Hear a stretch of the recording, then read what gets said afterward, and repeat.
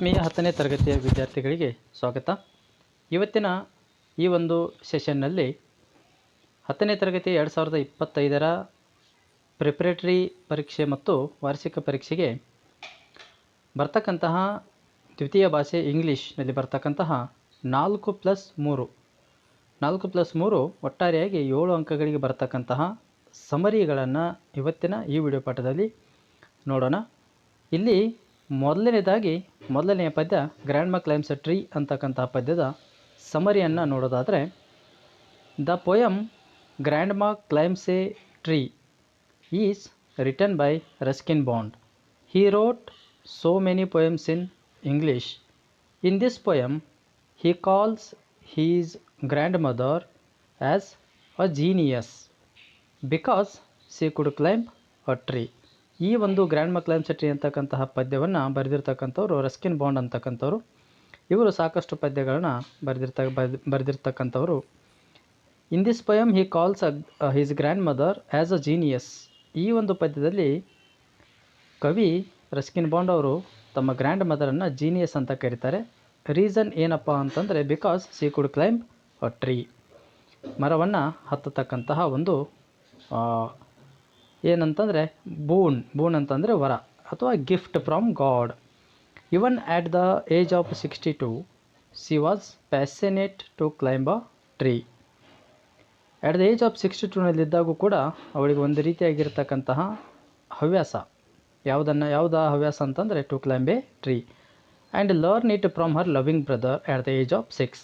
At the age of 6 ಅಂದರೆ 6 ವರ್ಷದವಳಿದ್ದಾಗಲೇ ತನ್ನ ಆತ್ಮೀಯ ಸಹೋದರನಿಂದ ಅಥವಾ ಬ್ರದರ್ನಿಂದ 6ನೇ ವಯಸ್ಸಿನಲ್ಲಿನೇ ಈ ಕ್ಲೈಂಬಿಂಗ್ ಟ್ರೀ ಮರ ಹತ್ತತಕ್ಕಂಥದ್ದನ್ನು ಕಲಿತಿರ್ತಾಳೆ.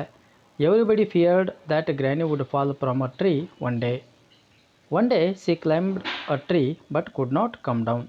After the rescue the doctor recommended her rest for a week, but for granny it was like brief season in hell. She demanded a house to be built in a tree. The poet's father, who was dutiful, fulfilled his mother's wish so that Granny moved up and enjoyed as her wish ಅಂತಕ್ಕಂಥದ್ದು ಇಡೀ ಪದ್ಯವನ್ನು ಅತಿ short ಆಗಿ ಇಲ್ಲಿ ಸಮರೈಸನ್ನು ಮಾಡಿದೆ. 4 ಅಂಕಗಳಿಗೆ ಇಷ್ಟು ಬರೆದರೆ it's more than enough. ಇನ್ನು 3 ಮಾರ್ಕ್ಸಿಗೆ ಏನಾದರೂ ಸಮರಿ ಕೇಳ್ಬೋದು ಅಥವಾ 4 ಮಾರ್ಕ್ಸಿಗೂ ಕೂಡ ಸಮರಿಯನ್ನು ಕೇಳ್ಬೋದು. ಥರ್ಡ್ ಪೊಯಮ್, ನಿಮ್ಮ ಟೆಕ್ಸ್ಟ್ ಬುಕ್ನಲ್ಲಿ third poem I am the land ಅಂತಕ್ಕಂತಹ ಈ ಪದ್ಯವನ್ನು ಮರಿನಾ ಡಿ ಬೆಲೆಜೆಂಟಾ ಅವರು ಬರೆದಿರ್ತಕ್ಕಂತಹ ಪದ್ಯ ಐದರ್ 3 ಆರ್ 4 ಮಾರ್ಕ್ಸಿಗೆ ಬರ್ತಕ್ಕಂತಹ ಪದ್ಯ ಆಗಿರ್ತದೆ. ಹಾಗಾಗಿ ವಿದ್ಯಾರ್ಥಿಗಳು ಇದನ್ನು ತಮ್ಮ ನೋಟ್ಬುಕ್ಗಳಲ್ಲಿ ಇಲ್ಲ ಪೇಪರ್ಗಳಲ್ಲಿ ನೋಟ್ ಮಾಡ್ಕೋಬೇಕಾಗ್ತದೆ. ಸಮರಿ ನೋಡೋದಾದರೆ answer I am the land ಪದ್ಯದ ಸಮರಿ ಬರೀರಿ ಅಂತ ಏನಾದರೂ ಕೇಳಿದರೆ, ಅಥವಾ ಐ ಆಮ್ ದ ಲ್ಯಾಂಡ್ ಪದ್ಯದ ಮೇಲೆ 3 ಮಾರ್ಕ್ಸಿಗೆ ಯಾವುದೇ ಪ್ರಶ್ನೆಯನ್ನು ಕೇಳಿದರೆ ಅಥವಾ 4 ಮಾರ್ಕ್ಸ್ ಯಾವುದೇ ಪ್ರಶ್ನೆ ಕೇಳಿದರೆ ಇದಿಷ್ಟು ಆನ್ಸರ್ ಬರೆದರೆ I think it's enough. The poem I am the land is written by Marina de Bellagente. In this poem the poet depicts the mother earth as the speaker. Mother Earth tells that she waits with the patience when people claim that the land belongs to them. People means the people of the world. ಇಲ್ಲಿ ಪ್ರಪಂಚದಲ್ಲಿರ್ತಕ್ಕಂತಹ ಎಲ್ಲ ಜನ ಈ ಭೂಮಿ ನನ್ನದು ಅಂತಕ್ಕಂತಹ ಒಂದು ವಿಚಾರವನ್ನು ಇಟ್ಟುಕೊಂಡು ಕ್ಲೇಮ್ ಮಾಡಿದರೆ, ಬಟ್ ದ ಮದರ್ ಅರ್ತ್ ಏನು ಮಾಡ್ತದೆ ಅಂತಂದರೆ ಇಲ್ಲಿ ವೇಟ್ ಮಾಡ್ತಾಳೆ ವಿತ್ ಪೇಷನ್ಸ್ ಅಂತಕ್ಕಂಥದ್ದು. When people claim that the land belongs to them, they occupy the land, plow, plant trees, grow fruits and grass. The children dance and play on the land bears everything. The children dance and play on the land. ಭೂಮಿ ಮೇಲೆ ಮಕ್ಕಳು ಆಟವನ್ನು ಆಡ್ತಾರೆ, dance ಮಾಡ್ತಾರೆ. The land bears everything. ಆದರೂ ಕೂಡ ಭೂಮಿ ಮೇಲೆ ಸಾಕಷ್ಟು ಆ್ಯಕ್ಟಿವಿಟೀಸ್ಗಳು ನಡೀತವೆ. ಯಾವ್ಯಾವ್ದು ಆ್ಯಕ್ಟಿವಿಟೀಸ್ ಅಂತಂದರೆ, ಪೀಪಲ್ ಸೇಸ್, ಜನ ಏನು ಹೇಳ್ತಾರೆ ಅಂತಂದರೆ ದೇ ಆಕ್ಯುಪೈ ದ ಲ್ಯಾಂಡ್, ಈ ಲ್ಯಾಂಡನ್ನು ನಾವು ಆವರಿಸಿಕೊಂಡಿದ್ದೇವೆ. ಕೃಷಿ ಉಳಿಮೆಯನ್ನು ಮಾಡ್ತಕ್ಕಂಥದ್ದು, ಪ್ಲ್ಯಾಂಟ್ ಟ್ರೀಸ್, ಗಿಡ ಮರಗಳನ್ನು ಬೆಳೆಸ್ತಕ್ಕಂಥದ್ದು, ಹಣ್ಣುಗಳನ್ನು ಬೆಳೀತಕ್ಕಂಥದ್ದು, ಆಮೇಲೆ ಗ್ರಾಸನ್ನು ಬೆಳೀತಕ್ಕಂಥದ್ದು. ಅಷ್ಟೇ ಅಲ್ಲದೆ the children dance and play on the land, ಇದಿಷ್ಟು ಆ್ಯಕ್ಟಿವಿಟೀಸ್ಗಳು ಭೂಮಿ ಮೇಲೆ ಆದರೂ ಕೂಡ the land bears everything without complaint, ಯಾವುದೇ ರೀತಿಯಾಗಿರ್ತಕ್ಕಂಥ ಕಂಪ್ಲೇಂಟ್ ಮಾಡಲಾರ್ದಂಗೆ ಆ ಲ್ಯಾಂಡ್ ಏನು ಮಾಡ್ತದೆ, ಬಿಯರ್ಸ್ ಅಂತಂದರೆ ಎಲ್ಲವನ್ನು ಸಹಿಸಿಕೊಳ್ತದೆ. ಅಷ್ಟೇ ಅಲ್ಲದೆ the soldiers come with guns fighting for the land, ಸೋಲ್ಜರ್ಸ್ಗಳು ಇದು ನಮ್ಮ ದೇಶ ನಿಮ್ಮ ದೇಶ ಅಂತಂದೇಳ್ಬಿಟ್ಟು ಬಾರ್ಡರ್ಗಳನ್ನು ಹಾಕ್ಕೊಂಡು ಹೋರಾಟವನ್ನು ಅಥವಾ ಯುದ್ಧಗಳನ್ನು ಮಾಡ್ತಾರೆ. People build fences on the land to divide nations which suffocate like a chains in her neck. ಆಯಾ ದೇಶದ ಈ ಸೋಲ್ಜರ್ಸ್ಗಳು ಅಥವಾ ಪೀಪಲ್ ಏನು ಮಾಡ್ತಾರೆ ಅಂತಂದರೆ ಅವರವರ ದೇಶಗಳಿಗೆ ಇದು ನನ್ನ ದೇಶ ಅಂತಕ್ಕಂಥ ವಿಚಾರಕ್ಕಾಗಿ ಫೆನ್ಸಸ್ಗಳನ್ನ ಬಿಲ್ಡ್ ಮಾಡ್ಕೊತಾರೆ, ಬೇಲಿಗಳನ್ನ ಹಾಕ್ಕೊತಾರೆ. ಈ ರೀತಿಯಾಗಿರ್ತಕ್ಕಂಥ ಬೇಲಿ ಹಾಕೋದ್ರಿಂದ ಮದರ್ಲ್ಯಾಂಡ್ಗೆ ಏನಂತ ಅನ್ನಿಸ್ತದೆ ಅಂತಂದರೆ ಒಂದು ರೀತಿಯಾಗಿರ್ತಕ್ಕಂತಹ ಉಸಿರು ಕಟ್ಟಿರ್ತಕ್ಕಂತಹ ರೀತಿ ಅನ್ನಿಸ್ತದೆ ಅಂತೆ. But mother earth mocks at the people's behaviour with the tone of self assertion. ಆದರೂ ಕೂಡ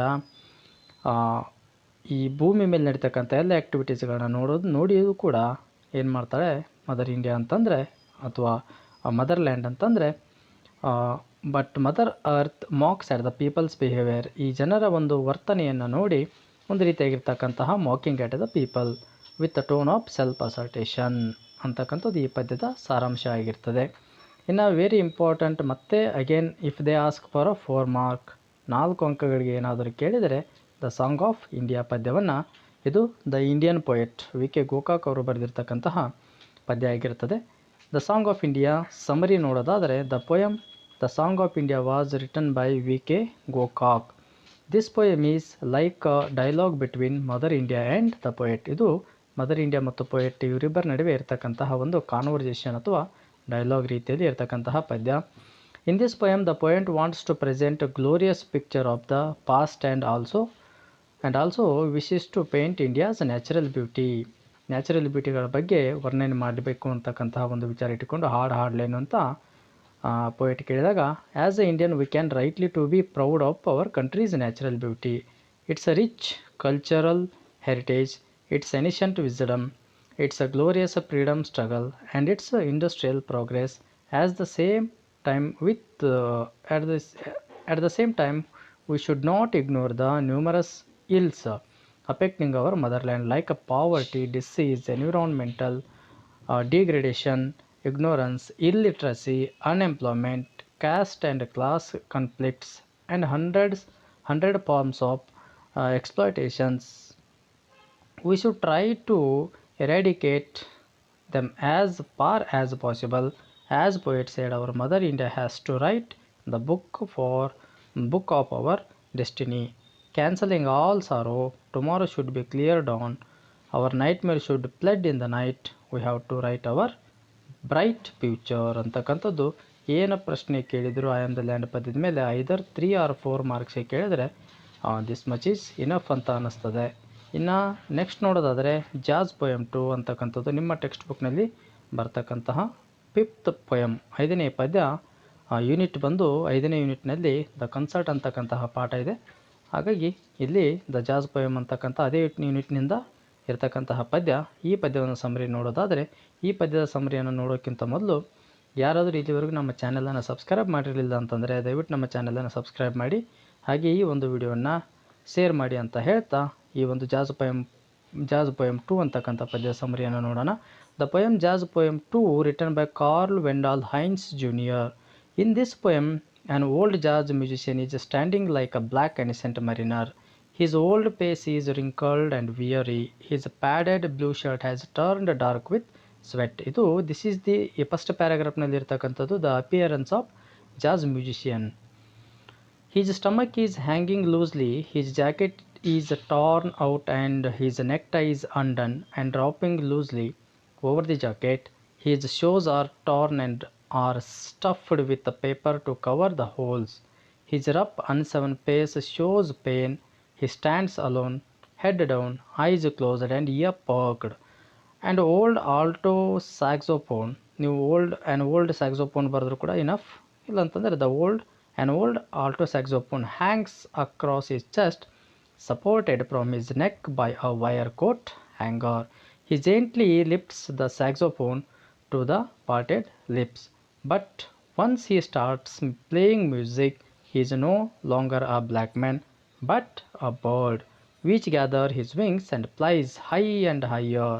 He seems to be spreading the message of God through his music ಅಂತಕ್ಕಂಥದ್ದು ಈ ಒಂದು ಪದ್ಯದ ಸಾರಾಂಶವಾಗಿರುತ್ತದೆ. ಇದನ್ನು ಕೂಡ ವೆರಿ ಇಂಪಾರ್ಟೆಂಟ್ ಆಗಿರೋದ್ರಿಂದ ಎಷ್ಟು ಸಾಧ್ಯ ಆಗುತ್ತೋ ಅಷ್ಟು ಈಜಿ ಮತ್ತು ಶಾರ್ಟ್ ಆಗಿರ್ತಕ್ಕಂಥ ರೀತಿಯಲ್ಲಿ ಈ ಒಂದು 4 ಪದ್ಯಗಳ ಸಮರಿಗಳನ್ನು ನಾವಿಲ್ಲಿ ಪ್ರಿಪ್ರೇಷನ್ ಮಾಡಿದ್ದೀವಿ.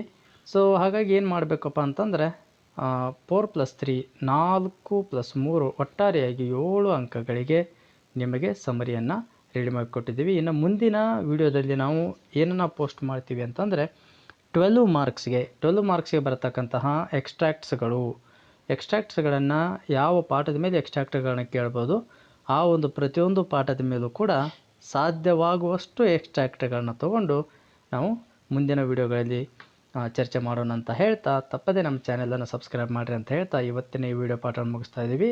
ಧನ್ಯವಾದಗಳು.